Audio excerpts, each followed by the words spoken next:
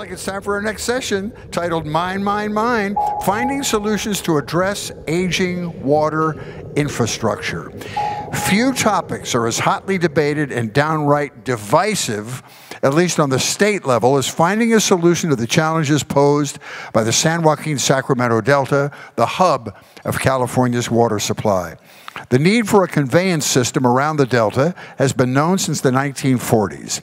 Voters rejected the peripheral canal in 1982, and since then, water leaders, state leaders, and stakeholders have tried to find a delicate balance of water supply and environmental, fish, and wildlife protection.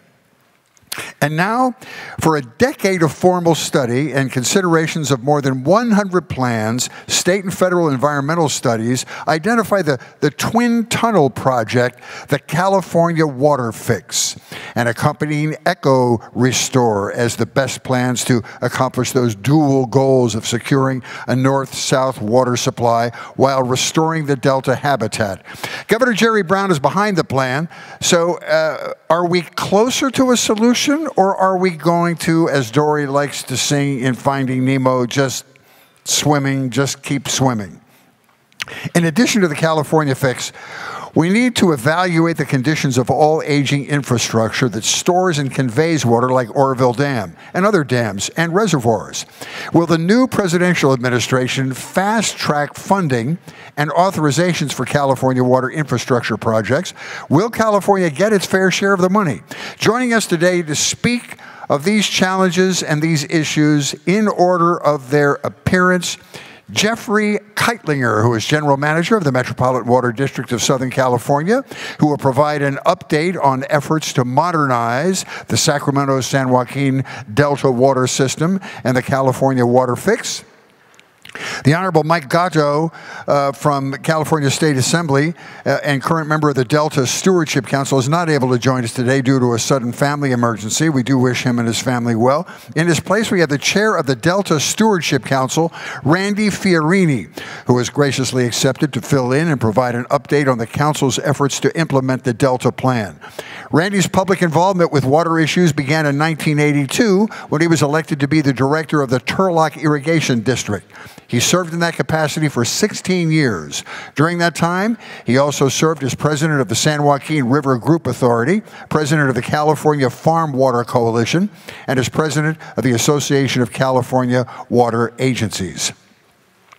In March of 2010, Governor Arnold Schwarzenegger appointed Randy to serve on the Delta Stewardship Council. He was elected by his colleagues as vice chair at their initial meeting in 2014, and he was elected chair after that point. He was appointed to his position by Governor Jerry Brown in May of 2016. Thank you, sir, for filling in on his behalf on such short notice. Randy, we appreciate it. Then we're going to hear from David Gutierrez, who is Senior Water Resources and Geotechnical Engineer of GEI Consultants, who will talk about Oroville Dam and the current conditions of California's water infrastructure. During his 37-year career, David has established himself as an expert in water management and dam safety and has created and led some of the most complex water management programs within the state of California for the Department of Water Resources. And lastly, we'll hear from Scott Mason of Holland and Knight, who focuses on the intersection between Capitol Hill and the Trump administration on major policy initiatives, including tax reform, healthcare reform, infrastructure initiatives, immigration, and other key priorities. Most recently, Mr. Mason served on President Trump's transition team. He will provide an overview of the administration's vision for fast-tracking infrastructure projects. Let's get the session started. Jeff, we'll start with you.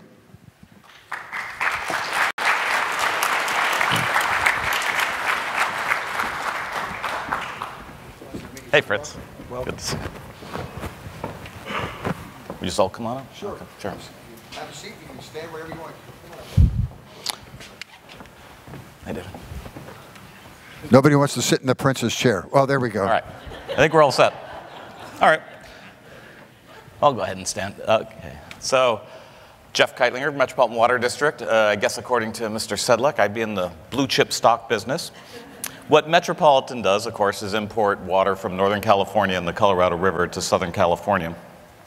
And for the last 25 years, we have been embarked on integrated resources planning and doing that portfolio approach that, that Dr. Sedlick talked about. And there's basically 3 stools to this approach. Imported water as the backbone of Southern California water. Roughly 55% of our water comes from those 2 sources, Colorado River, Northern California. Then the other 2 legs of that stool have been water conservation, water efficiency, that demand management, how do we drive that down? And then the third leg being our local supplies. How do we grow our local supplies with all that entails of recycling, groundwater cleanup, restoration of the groundwater basins and stormwater capture.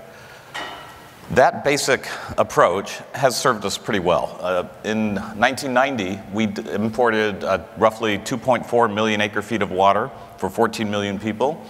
And today, we sold about 1.8 million acre-feet of imported water for 19 million people.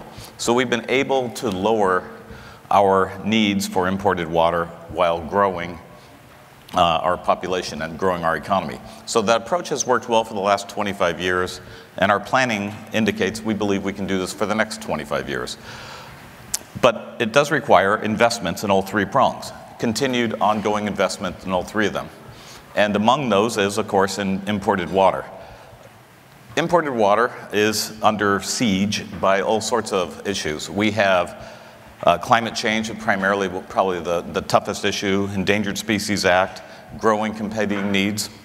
In 1990, Metropolitan used to get water left on the table from Arizona and Nevada, a significant amount of it, almost 500,000 acre-feet every single year, that they hadn't yet grown into.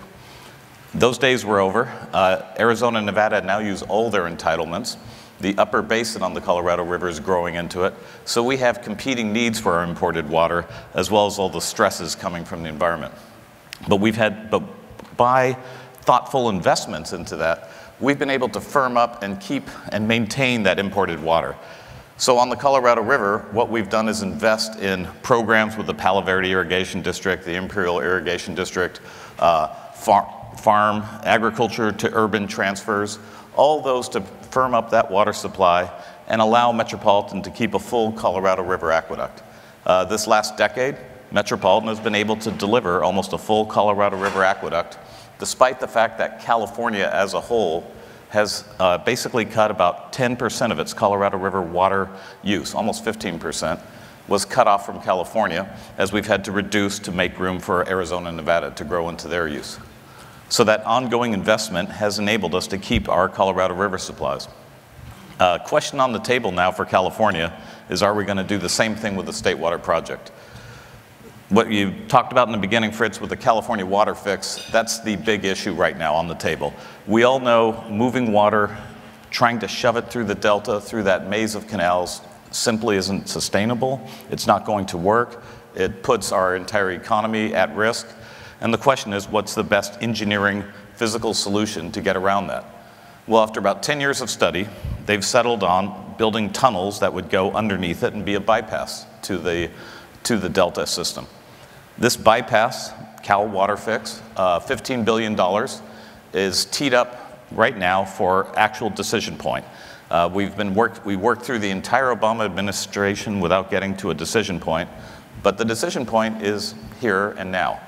Likely in the next 2 to 3 weeks, we expect to see completion of the biological opinions from the National Marine Fisheries Service and the United States Fish and Wildlife Service. That is the last prerequisite to then completing the environmental review, which is the signing of a record of decision by the Secretary of the Interior, Secretary Ryan Zinke.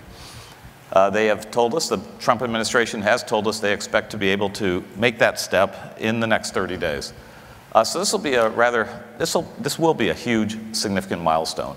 California has wrestled with this for generations. We talked about 1982, the Peripheral Canal vote.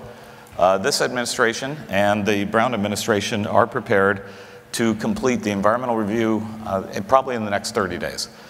At that point, the decision then comes to us, water agencies. What are we going to do? Are we willing to fund this? Are we willing to step up and say, the administrations have cleared the deck for us to go build this? They're not putting money on the table. sadly, but they are giving us the green light to go ahead and go build a project that would make sense. And then we have to decide, are we willing to fund it? So we are going to walk through that process with our board, look at the costs, look at the benefits, see the true value to Metropolitan in Southern California, and then take that to our board of directors for a decision. Our game plan is to do that in roughly the fall timeframe, around September or so, and make that decision. You will see this process mirrored as we go through the state. You'll see Kern County Water Agency, the Westlands Water District, Tulare. All these areas are going to have to start making decisions up and down the state. Santa Clara, the Bay Area, Oakland, these are all participants potentially in this project.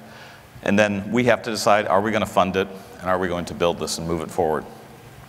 Very serious time, very significant discussion, and that's going to obviously consume my summer, and hopefully a lot of your summers as well, and then get to that point where we can make a decision on it. But very exciting. California has wrestled with this. It was originally proposed in the 1930s to build it. It was passed. It was too expensive. It was the Depression. 1960, it was part of the State Water Project with Pat Brown. Again, too expensive. Let's do it in the future. 1982, the peripheral canal vote on it failed. Governor Deukmejian with Duke's Ditch failed. And now we have Jerry Brown for a second bite at the apple with Cal Water Fix. So for perhaps in almost 100 years, 5 different runs at this solution, we have something teed up, ready to go. And this will be, this next 90 days or so will be the key decision point on it. So stay tuned, stay engaged, talk to your water districts, and we'll see how this goes. But in the meantime, everything else in that portfolio approach, we still have to do invest in them all. And we have to be realistic. This $15 billion investment, Metropolitan's share will be $3.5, $4 billion of that. It's not about getting a big new water supply so we can stop investing in conservation or local supplies. It's about firming up the reliability of what we have, making that necessary investment for the future, and knowing that you have to make those investments and you have to make those in all supplies going forward. And that's sort of the sobering message we have to deliver to all our boards and to our districts as we go forward. So those are my 10 minutes, and thank you very much.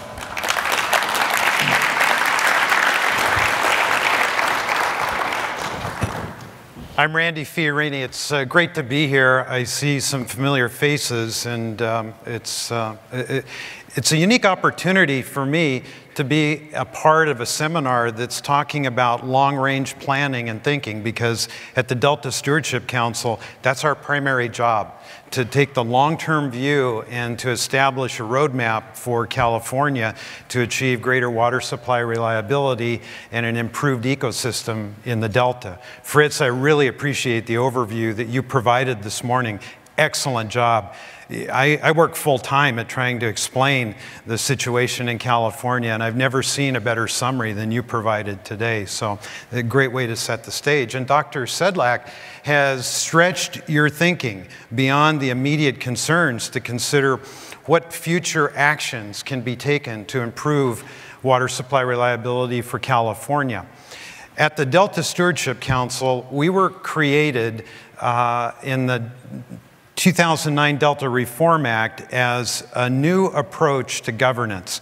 There are over 200 local, state, and federal agencies that have some level of responsibility or regulatory authority for the way things are operated in the Delta, which is the hub or the switchyard for water delivered to some 25 million Californians. It's a very key part of the larger water system. We were directed to develop a comprehensive long-range management plan with a view unto the year 2100. And we were given a number of directives as to what should be included in that plan. We adopted the plan in May of 2013 and then shifted our efforts to working cooperatively with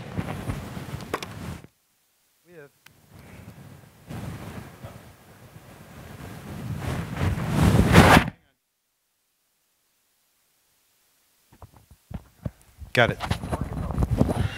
Yep, it works now. Okay, so we are attempting to work cooperatively with a number of the agencies that now have responsibility for carrying out the recommendations that are included in that Delta plan. Recommendations directed at water conservation, water reuse, enlarging and improving storage, improving conveyance, actions in the Delta related to ecosystem restoration, water quality improvements in the Delta, risk management, levee improvements. All of these things are included in this comprehensive management plan.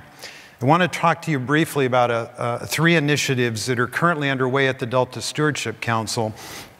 In the statute, we were told to promote options for conveyance, storage, and operations. For the last 2 years, we've been working on an amendment to the Delta Plan and have held monthly meetings with 2 to 3, sometimes 400 people attending, wanting to address what's included in that list of recommendations. It's pretty controversial because for the first time, a state agency has come out and said that we need an isolated conveyance facility in addition to the way we currently move water through the Delta. That isolated conveyance facility should be underground as opposed to above ground, and it should include multiple intakes. Sounds a lot like water fix, but that's not what we're promoting. Again, we promote the long-range vision. If water fix fails, what's next? So the recommendations that we're promoting are more general. They're not project-specific, but because of the opposition to the twin tunnels, primarily from the Delta residents, our work has created a lot of reaction. We get a lot of credit at the Stewardship Council for being very transparent, open. We have monthly meetings, and we're working through this controversy, but on June 22nd, the council will be asked to endorse the current draft, which is, I think, in its 5th iteration, to move it then to CEQA. Included in that is also recommendations for storage, and the operations component of the recommendations are really the most important because nowhere else have we talked about how to improve conveyance, improve storage, and then link those two together in an operational plan that adjusts to the climate change that we're facing. The large systems, the state and the federal water systems, historically have been operated to supplement dry year supplies in this area and other parts of the state. That's been turned on its head because of the conflicts in the ecosystem between fish and water. Now the system needs to take advantage of surplus water in the system, and without adequate storage, that's impossible. So what we're promoting is a future that includes storage above and below the Delta so that surplus water to the ecosystem can be stored and utilized and supplement dry year in-stream flows in support of the fisheries and for human consumption. It's the right thing to do, but it's very hard to find consensus among stakeholders, and I think we're doing a pretty good job. I think we're making some progress. The other issue the legislature asks us to do, and we've been working on this for almost 4 years, is to help the state prioritize the investments in levee improvements in the Delta. 2/3 of the levees in the Delta are privately owned. Over the last 30 years or more, $750 million of state money has been applied to local reclamation districts in support of maintenance and, in some cases, improvements of those Delta levees. The Department of Water Resources and the Central Valley Flood Protection Board have direct responsibilities for that. But in our plan, we're amending it to include very specific guidelines as to how state money should be invested. It's a risk analysis approach. We included the RAND Corporation to help develop a database and a decision support tool, very, very sophisticated stuff for a very, very important issue. You heard earlier from speakers that our vulnerability in the water system really is at the Delta level. Some of those levees are 150 years old that are made with native soil, which is akin to peat moss. They're not going to last forever. And, but over the next 20 to 30 years, we need to make some considerable investments and be very strategic about where we put those to protect lives, property, water supply, water quality.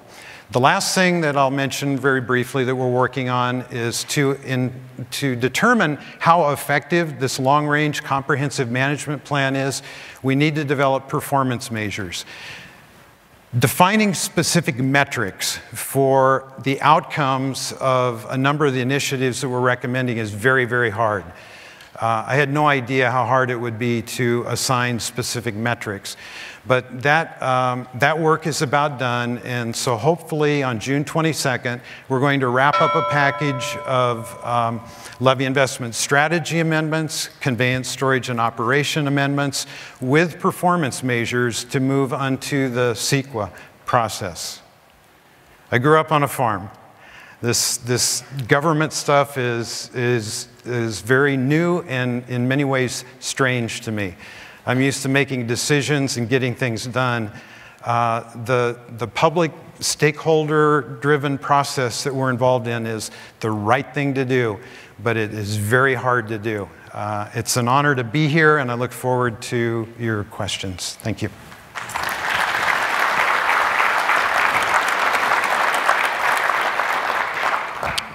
Okay, my name is Dave Gutierrez. If I could have the slides for the Oroville project. So let's see, we're already in trouble here. I get 10 minutes. I think I got there we go, 15 minutes. That's good. Okay, so I'm going to give you a very quick overview of Oroville Dam. I'm going to talk a little bit about what happened. I'll get through that quickly, and then kind of where does it go from there. Let's see here. How does this thing go?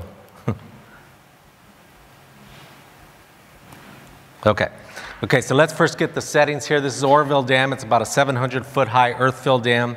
A couple of key components over there on the right-hand lower part of the picture is the Hyatt power plant. That actually gets the water out of Oroville Dam. It gets through what's called a tail race. That eventually sets the water through into the Feather River.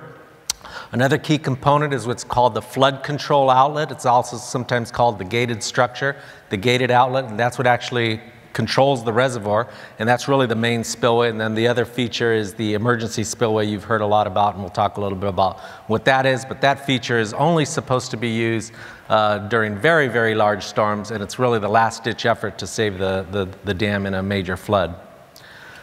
Next slide. Okay, so let's get a setting here. What were the weather conditions this year? I think you've already heard the fact that this was one of the wettest years on record. And so typically California gets 3 or so what they call atmospheric rivers a year on average. And so these are the water producers that actually get us the water that actually we're able to store into the future. Well, in this particular year, each one of those arrows is an atmospheric river that hit this year. So we are way beyond the type of weather conditions that we normally hit. And this is actually a very significant factor in how the reservoir is managed during that emergency. So on February 7th, a situation was noticed, water coming down the spillway. This is a typical operation. About 50,000 CFS was coming down, or the operators were going up to about 50,000 CFS. And you do that to manage the reservoir. This is very typical. It happens about every other year, every third year or so. And so that was happening. Water was coming down the spillway, and something strange was noticed with the flow. So they immediately shut off the water, and voila, we noticed a hole in the spillway, which is obviously a significant issue. And so the first thing you have to ask yourself, well, can you just fix that hole? And the answer was no, it's just too big. And so the first thing you do is you set up what's called the Incident Command Center. And you got to understand that there was actually a lot of emergencies going on in the state of California at the time. So you have a state operations center all the way through the department's operations center and then the Oroville Field Division. So a couple of key points on this is, one, this emergency was being operated with all of the other emergencies that were actually going on in the state. And then another key component is your emergency managers are partners in this effort. And so a picture of the sheriff there. Remember, the sheriff is the one that handles the emergency management piece of it, while the Department of Water Resources is actually handling the dam and the spillway itself. So it's the sheriff that makes the decision on things such as evacuation, how to evacuate, and where to evacuate to. And so the first thing you do when you have such a situation like that is you immediately evaluate it. And so this is a good picture. That last picture shows, well, the hole doesn't look that big, but when you get it a little bit closer and you see those people in the hole, you realize you're probably not going to fix that in a day or two.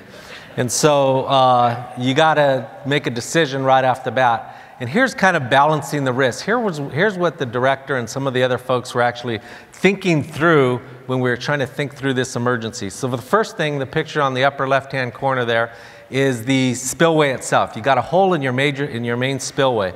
And the key to that is the most important structure that you need to save. You cannot allow that concrete to get eroded towards the dam, and you cannot allow that gated structure at the top of the dam to actually get lost.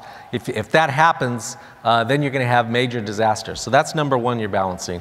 Number two that you're balancing is actually the hydrograph, the hydrology. Very, very coincidental that the day that hole appeared, one day later, we were anticipating one of the biggest storms on record. In fact, it turned out to be the biggest storm in 20 years. And so you see a storm coming. Again, you don't have time to deal with that hole right away because one of the biggest storms ever is on its way. Another balance that you have to deal with is the emergency spillway. You never want that emergency spillway to activate. In fact, it was predicted, everybody knew that if that emergency spillway were ever to activate, there's going to be a lot of debris into the river. Now, for that reason, you don't want that emergency spillway to operate, and there was never intention for that emergency spillway to operate. Another issue is actually the power lines. There's actually a power line just adjacent to the spillway where the hole was. If you lose that power line, you're going to lose the actual Hyatt power plant. If you lose the Hyatt power plant, that's going to be out for 9 or 12 months, and you're not going to be able to actually operate that reservoir for the rest of the year. So that's another issue that you have to deal with. And then finally, the Hyatt power plant itself. If a lot of debris starts coming down the river and you clog up that tail race, it's going to actually flood that Hyatt power plant. And again, you will not be able to operate that reservoir. So you're trying to make a decision based on all these variables, and you got about 5 or 10 minutes to make these decisions.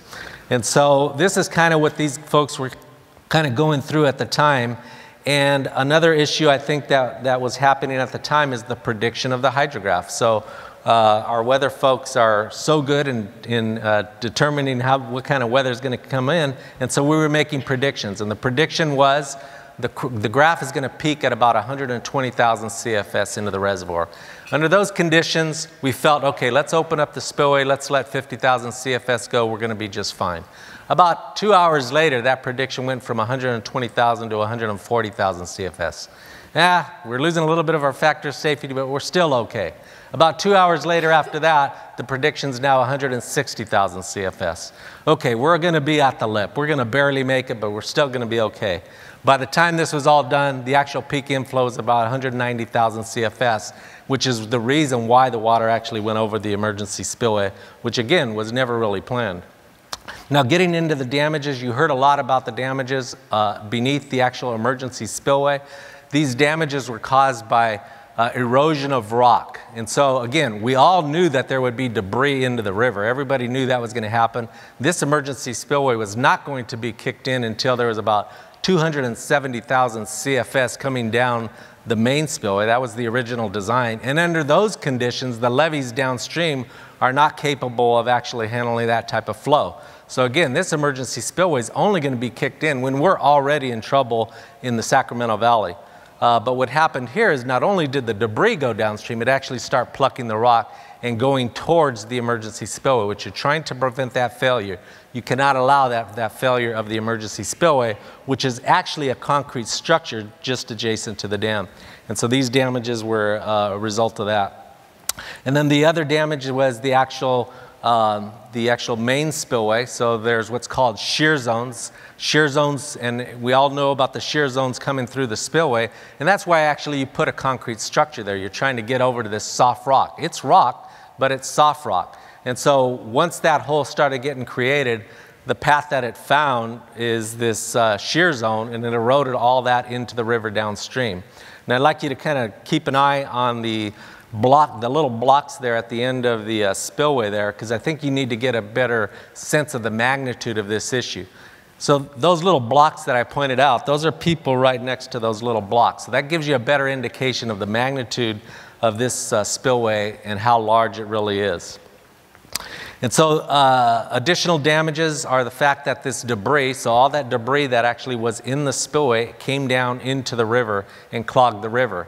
And so there were some problems with that. The problems are if you get all that debris into the river, then you're going to back that tail race up, which is going to cause the actual Hyatt power plant to flood, which actually almost happened. We had about 5 or 6 feet of potential water into the Hyatt power plant. If that were to flood, again, we're going to lose that Hyatt power plant for about a year.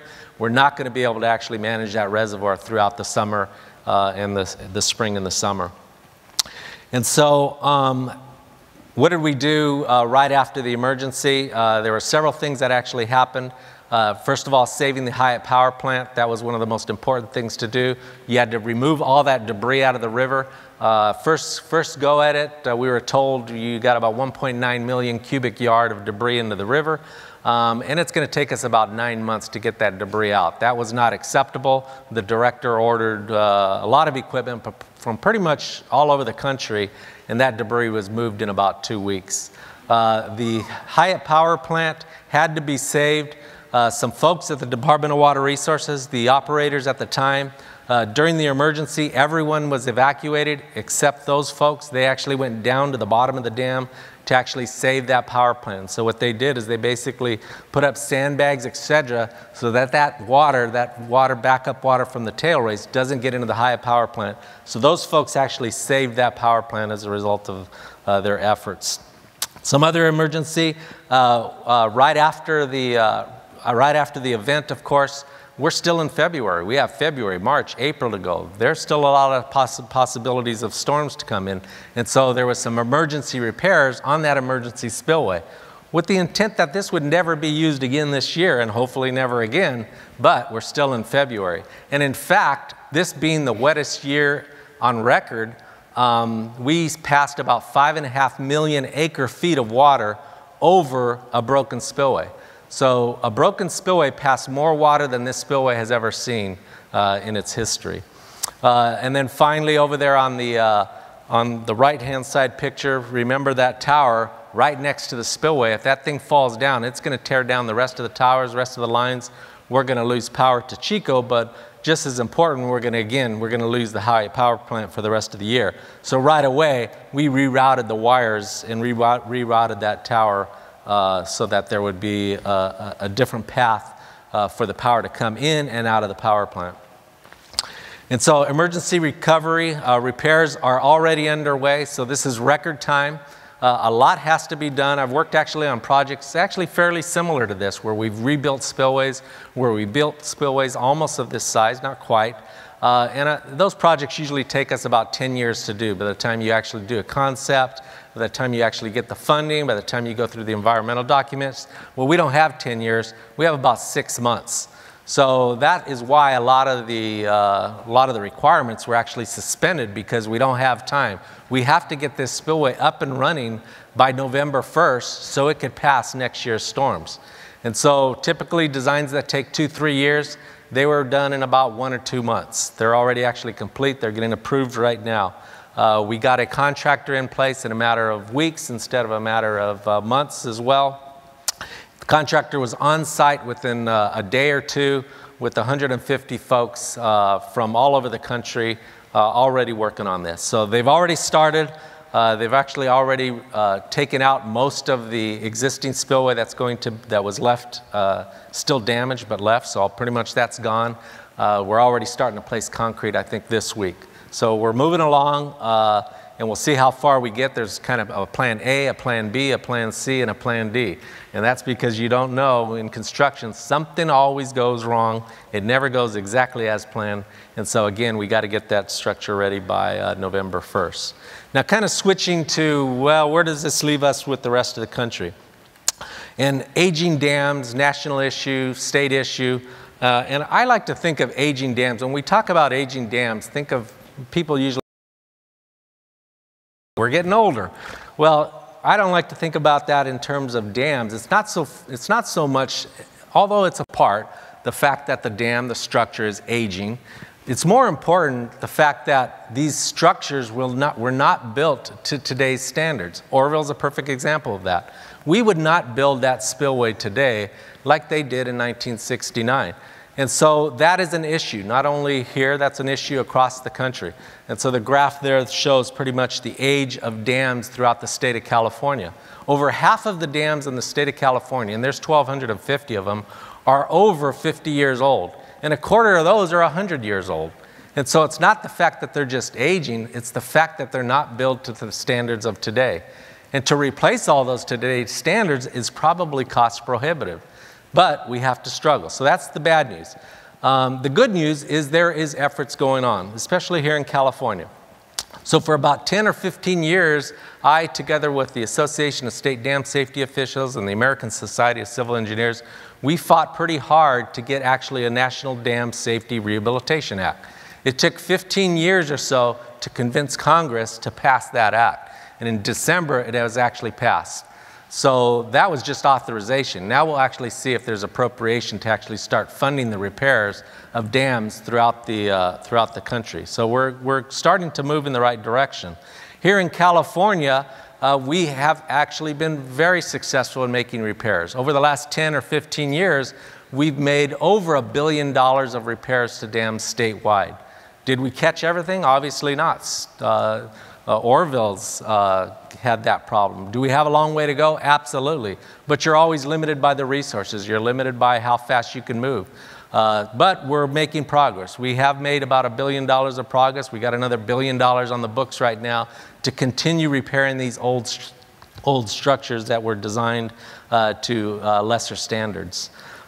Switching over to levees, again, same problem, aging infrastructure. Again, it's not so much that it's aging, it's built in a standard that we certainly wouldn't build a levee like we did back in the early 1900s, where we used clamshells and dumped whatever we got out of the river into the side. Yet we're living with those, we're living with those type of levees throughout the Central Valley, throughout the Delta. You heard a lot about that today. And so our levee infrastructure needs some help too. We've seen a lot of levee failures over the years. There's actually hundreds of levee failures. There is some light, there is a little bit of positive, and that is not too long ago, a few years ago, we had Flood Safe California. So that was a $5 billion investment in our levee program throughout generally the Central Valley to start improving levees throughout the state. Is that enough? Did we get there? No, we still got a long way to go, but at least we're making some direction on that. And then groundwater. It's not really a piece of infrastructure, but I think groundwater is absolutely a critical component to our overall water supply.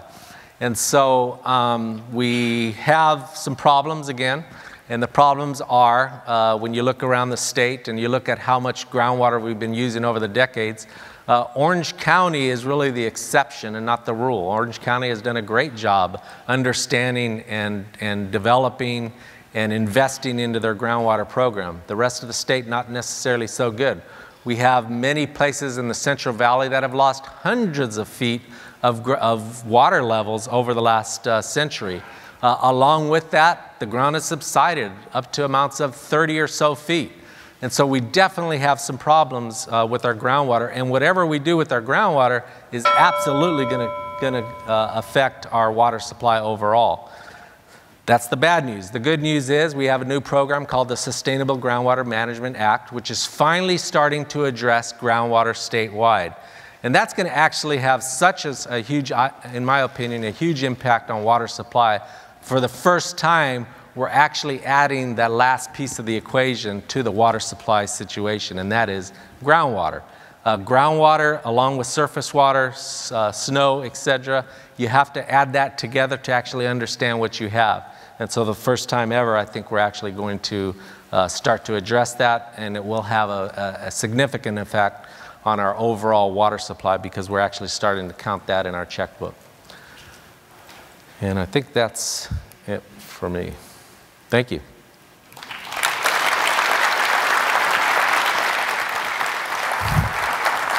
So, Jeff, I got a question before you walk out. How come you get the guy that talks all about disasters and you follow him with the guy that was on the Trump campaign? I mean, I'm just asking. I'm just asking. Good morning, and thank y'all very much. I'm Scott Mason. I'm from Washington. I'm here to help. Right? I mean, you've all heard that. You've all heard that before. I'm going to come over here to the podium because I've got 75 pages of speech that that y'all can just settle in for. No, I'm just kidding. Oh, by the way, I'm the guy on the left. So, lest there be any confusion, Fritz, how am I doing? Okay, thank you. So, well, comedy is a very dangerous place to go with a guy that's actually a professional at it. But now, having been on stage with a weathercaster and a PhD from Berkeley, I have officially met or exceeded both of my parents' expectations. So I'll let y'all figure out which one had expectations of where I may be, but that's where I am. So briefly from 2005 to 2015. I was vice president of government affairs for Lowe's Home Improvement Companies. Ultimately, they eventually acquired Orchard Supply and Hardware, which many of y'all as Californians are very familiar with. We worked on a lot of issues. We worked on a lot of water efficiency issues, including support for the Water Sense program that I think from a faucet and showerhead and sprinkler perspective, quite frankly, I'm not necessarily the biggest fan of the EPA, but they actually run some really good programs in the public-private partnership space. Energy Star and Water Sense being among them. So in the spring of last year, for a moment of insanity, I had the opportunity to join the campaign as Director of Congressional Affairs. So it was, needless to say, an exciting venture. Probably, I think I did it because I thought, well, it's going to be a hell of a ride. And Lord knows it was. The first few months I was in the campaign, we had little Marco, we had Lion Ted, we had little Hans, which would eventually turn out to be the least of our problems. But we were headed to Cleveland, and I'll give you a little bit of background on the campaign and then sort of where the administration is today and where they're going. But we were headed to Cleveland for what was believed to be a contested convention. Then we had a good Tuesday night in May, and we became the presumptive nominee. And literally in the course of about 24 hours, we shifted the entire campaign. We continued along with the anti-establishment message. We continued along with the anti-Washington message. But when you have a man that's running for president of the United States that may be not as deep on policy as you might like your candidate to be, you had to get your policy from somewhere. So we worked very closely with members of Congress. We developed a contingent of about 150 members of the House Republican Conference. We never got to unanimity. We were looking for some form of unity. But that was where a lot of our policy issues came from. That was where a lot of the information came from. So on immigration issues, on healthcare issues, there are a number of doctors in the House of Representatives. So we consulted with them on the pros and cons and what was good in the ACA. Obviously regulatory reform in this administration is hugely critical to the direction that they're going to go.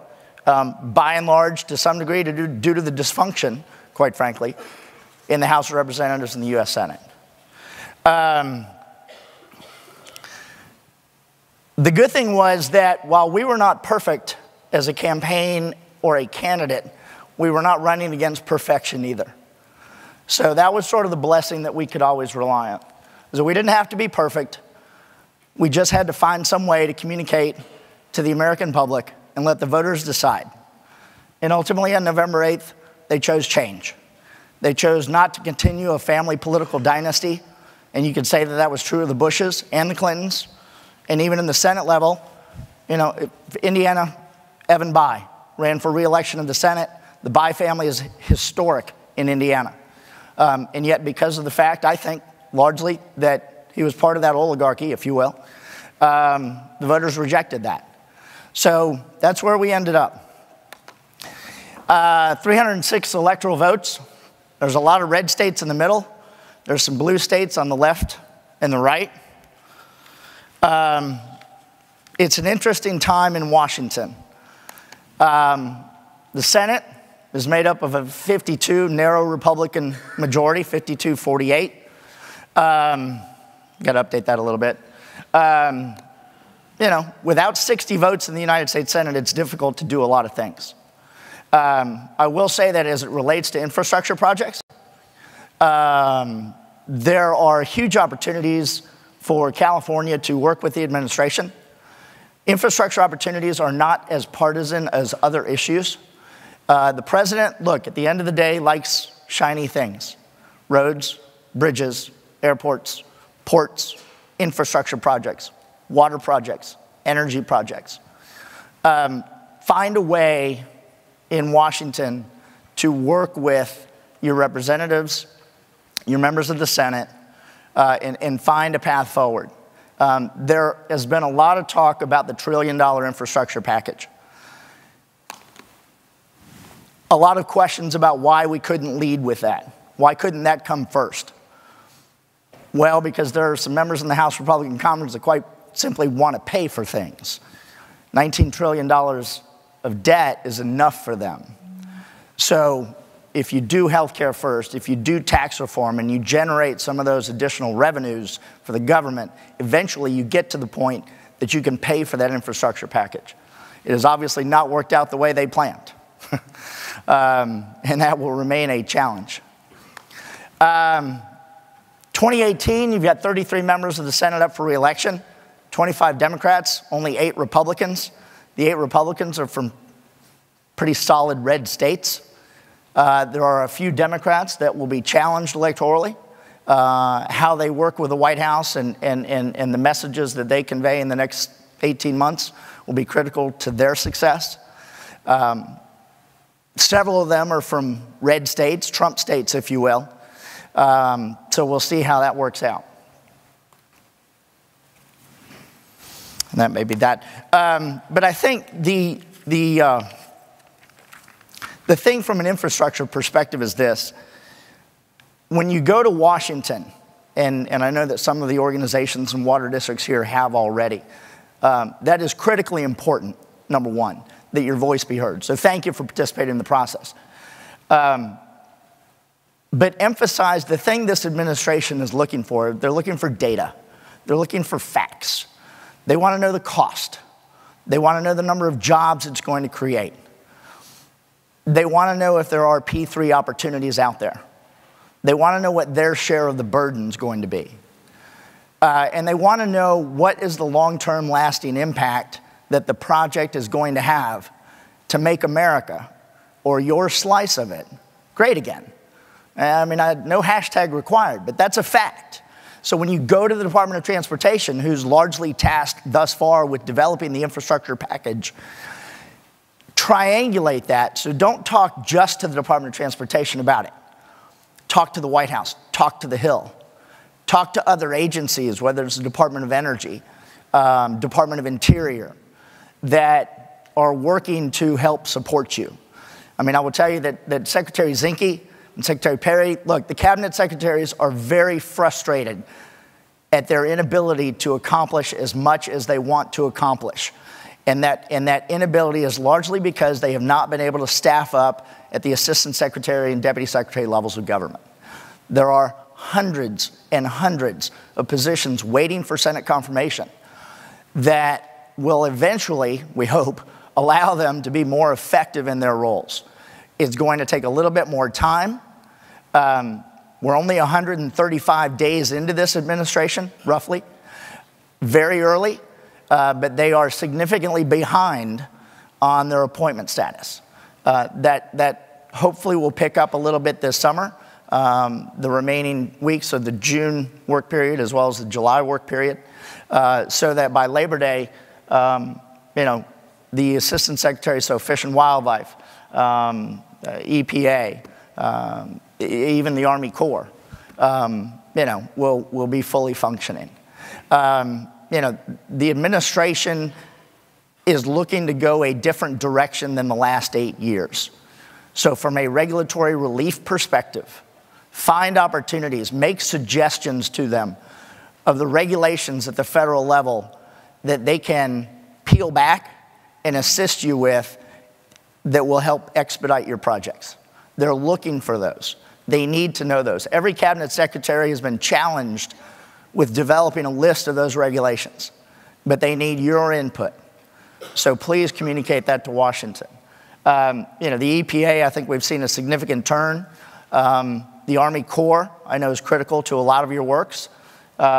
Increasingly, I think they're getting the message that they need to be more business friendly and not be the doorstop to economic development, which they've served significantly as for the last 8 years.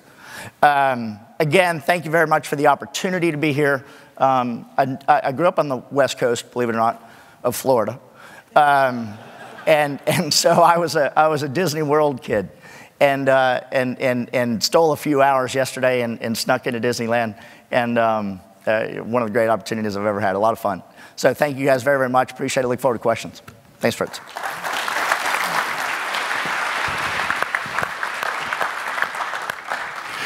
Thank you so much, gentlemen. Each one was informative and interesting, and we appreciate your participation, each of you great experts in your particular field. Scott, I wanted to start with a question for you, because I think this is a concern not only for those involved in the water business in Southern California or in California, but those of us who are residents of the state. And you can make us feel better about this. You sort of hinted at it at the beginning of your presentation. We're the country's blue state out here, but we're also one of the great drivers of the American economy.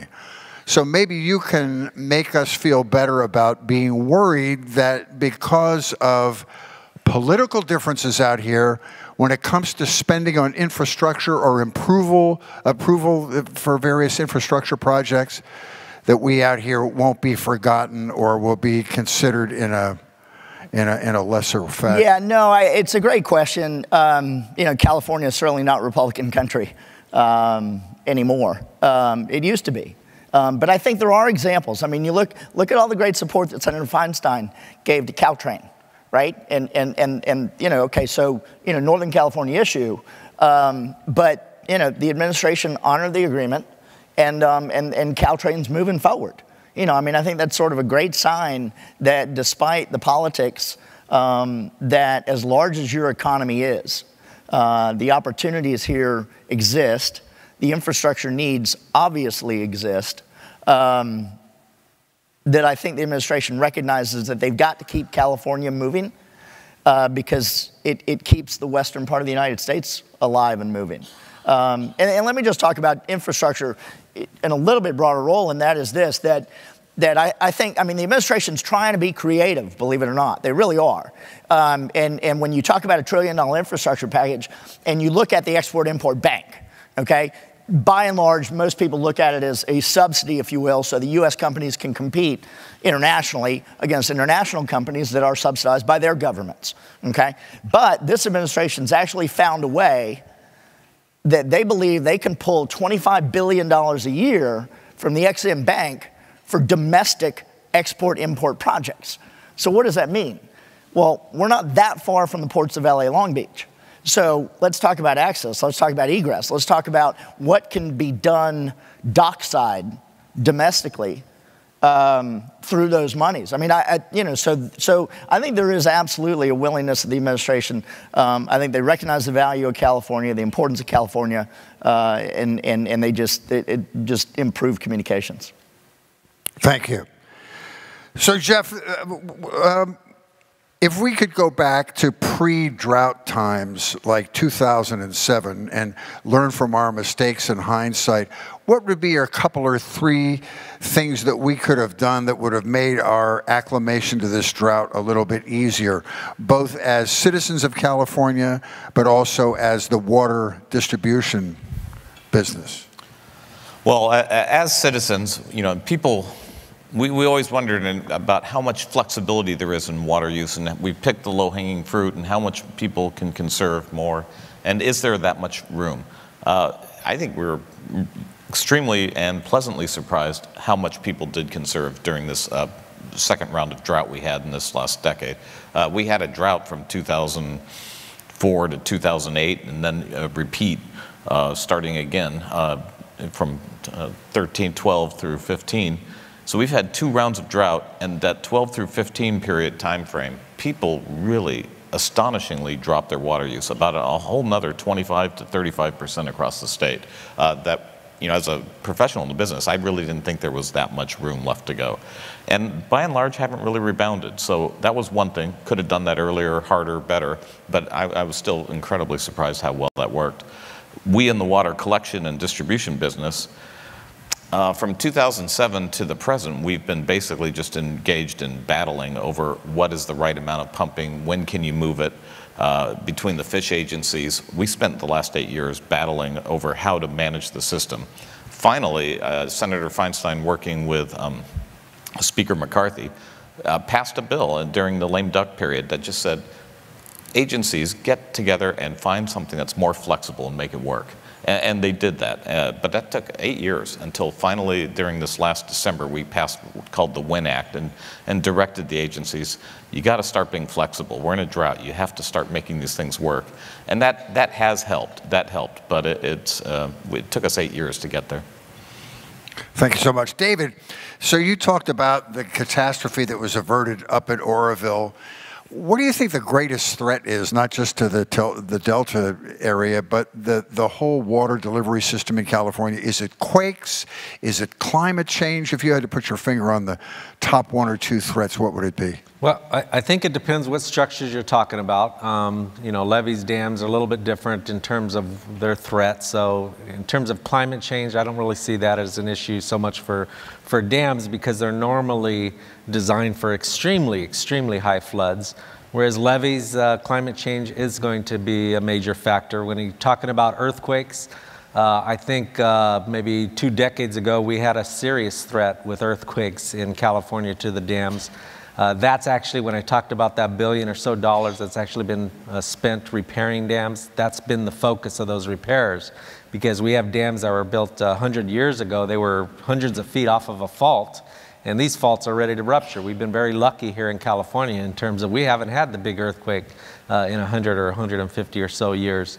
So we've made a lot of progress on the dams. Levees, that's another story. We certainly should worry about earthquakes, especially in the Delta.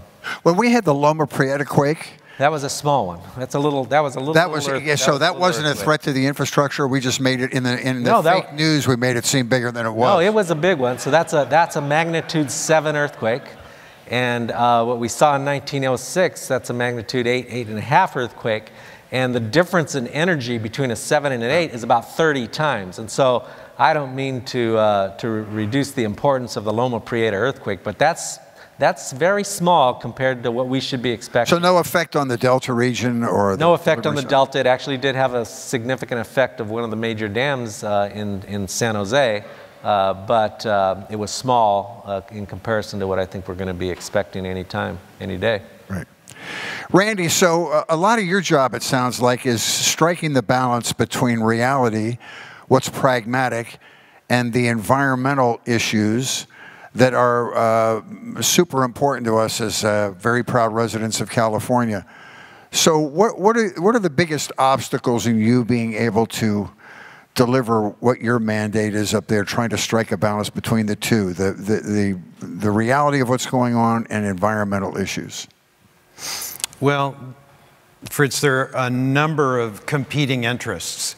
And as an agency that is responsible for trying to coordinate actions, we not only have our federal and state agencies that are responsible for any particularly given matter, but there are other stakeholders. There are water agencies, there are environmental organizations, and the viewpoints are coming at this from different perspectives. So it's hard to find a middle ground that allows us to move forward.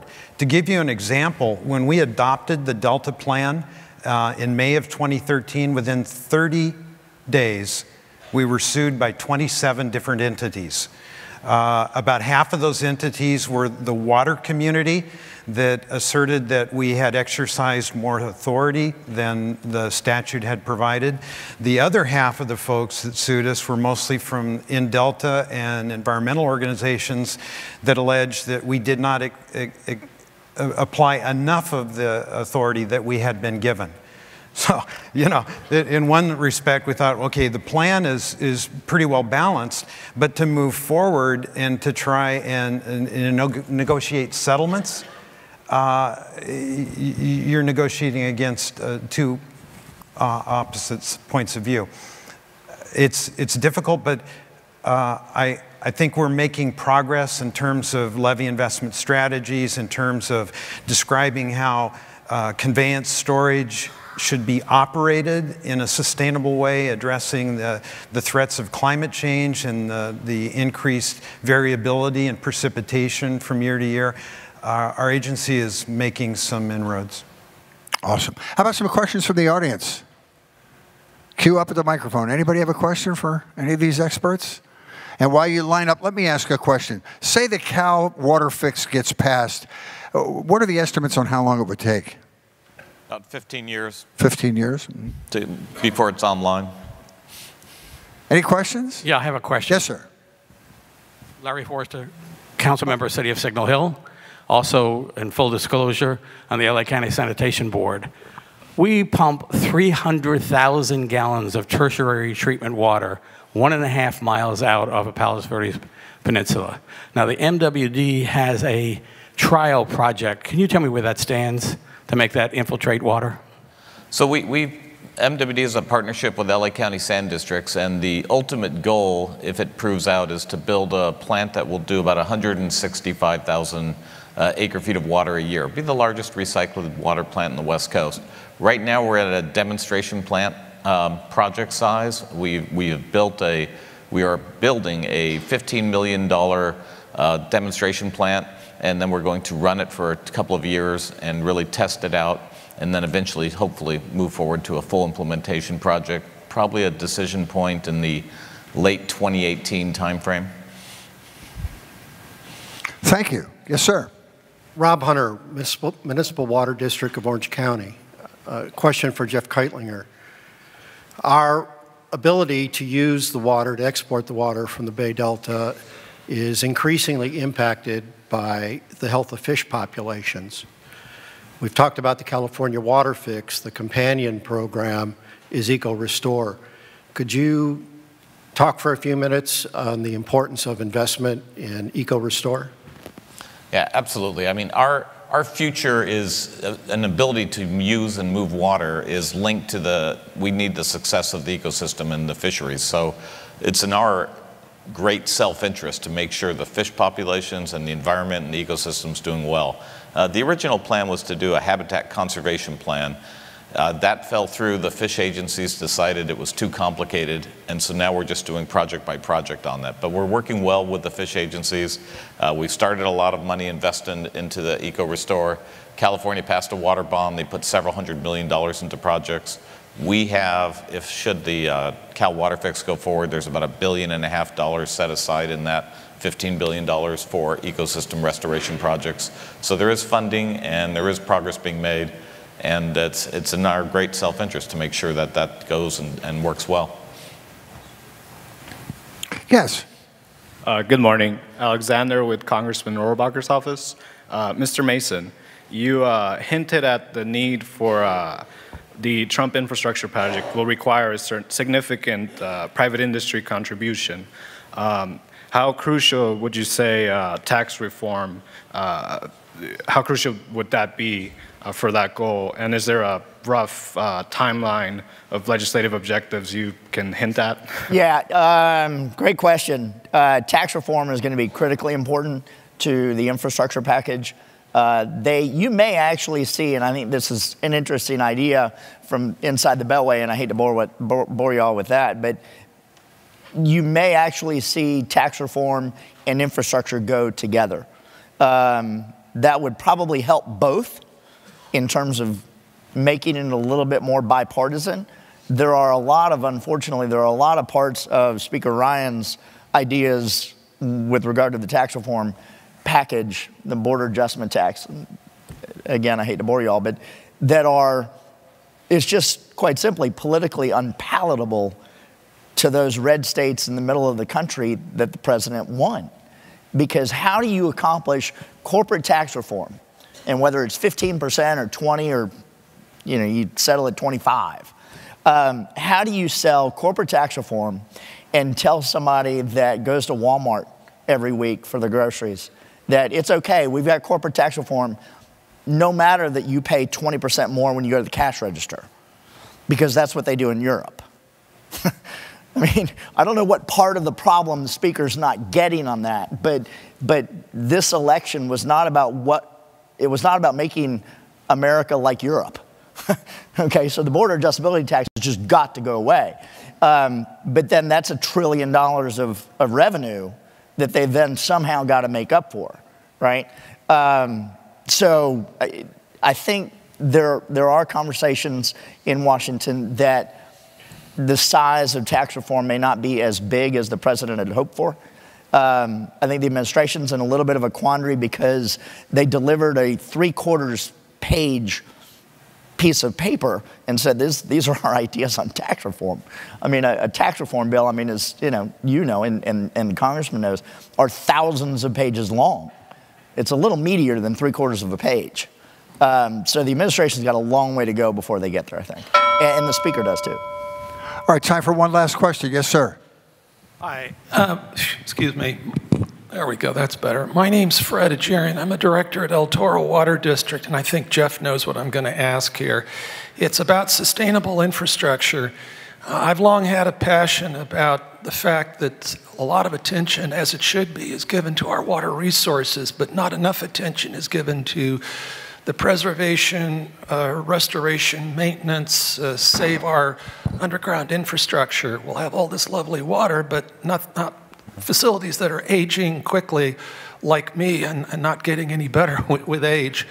So the question I would pose to the group is there any consideration being given at either at the state level, and I'm looking at David because I posed the same question to Bill Croyle about Oroville, or anywhere else, perhaps at Met, Jeff, to consider the use of smart infrastructure. The technology is there, it's been discussed, it's in action in the UK. University of Cambridge put forth this idea. It's basically using the monitoring technology that we've got, embedding it to provide real-time data in any infrastructure you wish, whether it's a spillway at Oroville, the large diameter pipes that Met has, to give you real-time, up-to-the-minute current status on where your infrastructure is at to help facilitate and perhaps avoid some of potential issues. So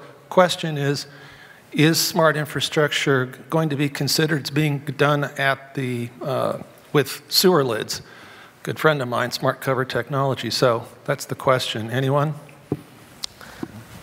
So actually, I think, yeah, United States is a bit behind on smart monitoring, et cetera. But there are facilities that actually are starting to do that. There are actually live monitoring of certain structures, certainly in dams and levees, but a lot of it's still also in kind of the research mode here in the United States. We're just not caught on, certainly in dams and levees and things like that. But I think it's got to catch on sooner or later. It's got to move forward. We do have to invest in that technology. We got to get better at what we're doing. We have to learn from our mistakes, and we should be applying new technology, like I think some of the things you're mentioning. Let me just add from the federal perspective on this. Secretary Zinke and I have talked about this, and their belief is that there's really not a water collection problem per se. There's a retention and distribution problem. And they recognize that there are thousands of miles of canals and ditches across the country that we just lose, quite simply, too much water, right? So I think when you look at a federal infrastructure package, there's absolutely positively a water component to it that will include retention and distribution. Now, they don't believe that they don't believe from the federal government perspective that it's their job to get it to the house, but they want to get it down the middle of the street and then let y'all deal with taking it the last mile. I think that was meant for me. Thank you for your comments. Would you please give our guests a round of applause? Jeff Kightlinger, Randy Fiorini, Dave Gutierrez, and Scott Mason. Thank you, gentlemen. Of the 51 priority infrastructure projects submitted by Governor Brown to the administration for funding, 14 are water projects. These guys are up here and they can't do it alone. We look to all of you here today to let members of Congress and the administration know that it's very important that California gets its fair share of funding to help sustain California's water supplies, which in turn help our nation's economy to thrive. Thank you again, gentlemen. We're going to take a 10 to 15-minute break. When you hear the sound of Under the Sea, come back to your seats.